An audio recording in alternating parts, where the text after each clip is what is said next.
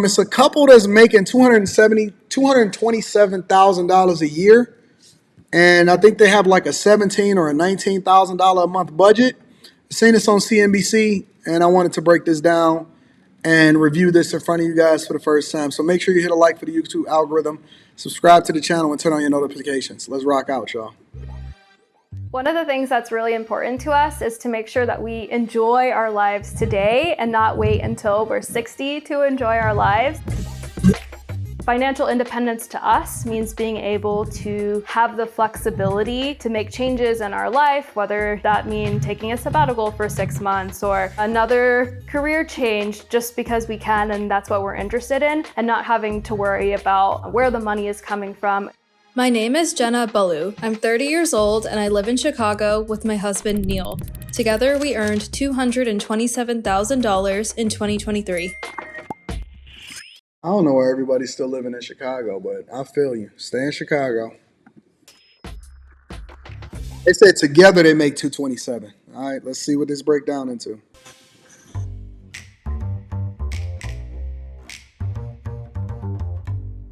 Our income comes from a combination of my work in renewable energy and Neil's work in tech.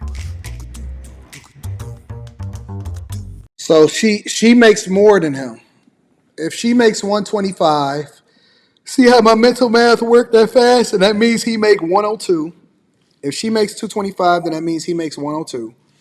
And she makes more than him, but somehow, some way is making it work. All right.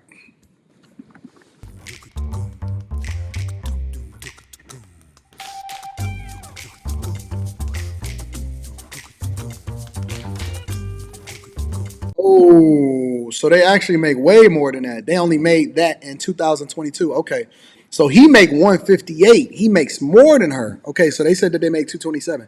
So they made 227 in 2022. This year they're going to make, what she said, she made 120. So they're going to make 278. 278 is what they're going to make this year. That's pretty good. Neil and I first met at Boston University when we were 18 years old, but we did not start dating until the following year when we were 19 years old. Exact same story of me and my wife, except for we met in high school, but we didn't start dating until the college years.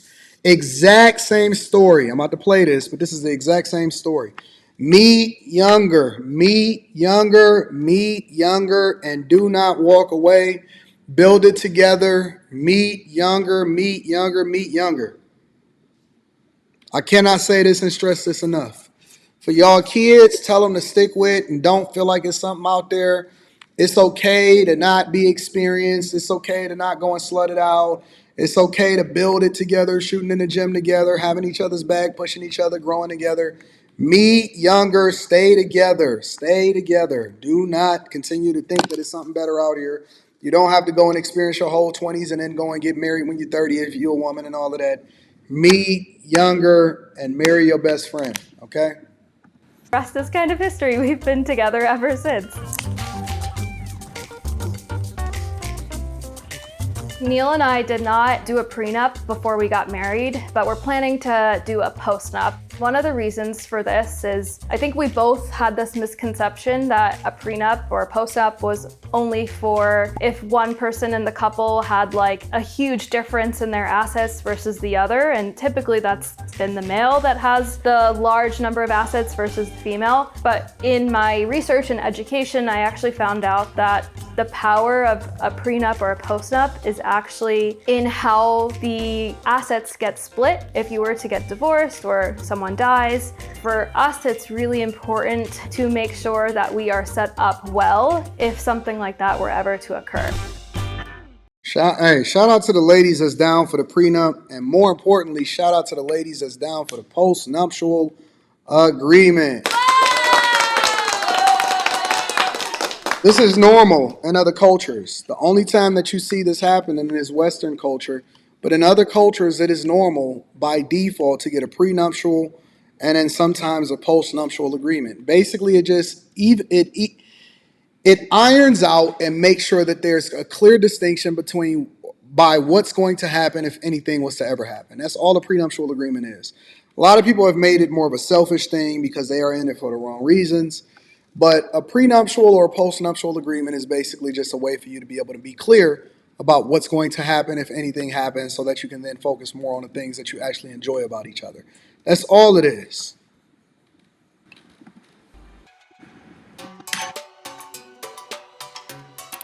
So one of the things that really surprised me about Neil's spending habits was that he really only spent on the things that he genuinely loved and would make investments into those items. All right, let me break this down. Transportation is $80, which means that either they already own cars or they use some combination of only one car and plus public transportation, or the fact that they may only own one car and they don't have any car note, but because they both are remote workers, they only have to pay $80 a month in transportation costs, which is probably just insurance. Gym membership, which obviously she's not using, but we're not going to go there. Insurance, I'm assuming that's associated with healthcare coverage or whatever that comes out of their paychecks. Phone, $1,300 a month. I have no idea why your phone bill is that high. Unless you financing a phone or whatever, I do not understand why a phone is $1,300 a month. Food, $1,400 a month between the two of them. Obviously, they're spending more time at the grocery store and cooking and eating out than they are going to the gym. Neither here nor there. Travel, $1,800 a month. I think that makes sense. Discretionary. I don't know why you're spending $3,100 a month on discretionary. What could you be spending $3,100 a month on discretionary? But because they make so much money, I don't think that it really matters. Rent and utilities, $3,500 a month. They probably got a dope apartment over in Chicago, so I'm with that. And savings and investments is $7,200 a month. It looks like a really dope budget. Basically, what this budget details outside of the gym and the food and the phone bill, what this budget basically shows you is that you can have your cake and eat it too. You can invest in your future. You can make smart decisions financially, but you can also enjoy life, which is, I guess, one of the reasons why they got discretionary. That's shopping, travel, or travel is separately. So basically, discretionary is about $5,000 a month, right? They set aside $5,000 a month to do what they want to do when they want to do it. And then the rest of it goes to lifestyle and then savings and investments. I don't have any problem with this budget. As long as they're not net worth negative, I have no problem with this budget whatsoever. This looks like a really, really good budget. Whereas for me, I think I'm still trying to understand that the phone thing. Also at the time was understanding the importance of really spending on the things that you love and not really paying attention to spending money on the things that don't bring you joy and happiness. So I think that's experiences. something that Neil was able to bring to our relationship as we thought about how we wanted to create spending habits together. When Neil and I moved in together, we both started tracking our expenses together, also opened up a shared credit card for all of our household expenses, but we still kind of split all of our expenses 50-50. It really was. What? You can be in a healthy relationship and be going 50-50? What? You can be with a woman that makes $120,000 a year and she's willing to go 50-50? What? They willing to split expenses with a shared credit card? Wow. So you telling me that this can work? I know plenty of women from other cultures and a couple from that are black women that do the same thing, and they are in a great space. They are in a great space. I know plenty of women that are in other cultures that have high-powered jobs that have no problem with splitting bills, going straight down the middle, and they're able to turn off their masculinity when they get home in order to make sure that they have a great household. They built a net worth of almost $900,000, and they're having no problem whatsoever. They both look really happy, net worth positive, and nobody is having an issue. But we still having these dudes simping out to y'all, telling y'all that it's listen, 50-50, I play 100%. Her money is hers, and my money goes our money. Listen, it can work. It works. It works. All right, let's continue.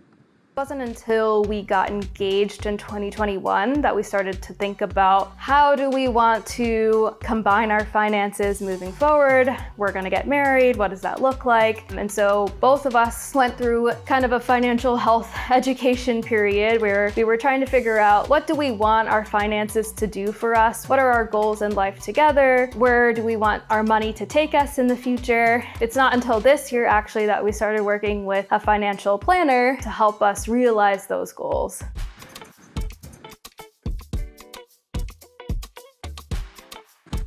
One of the biggest categories of spending is usually your rent or mortgage. I think like the number on the internet right now is to spend like 30% of your income. And I think that number is frankly too high. I think we try to keep our rent or our housing expense between like 15 and 20% because that's a number we just feel more comfortable with.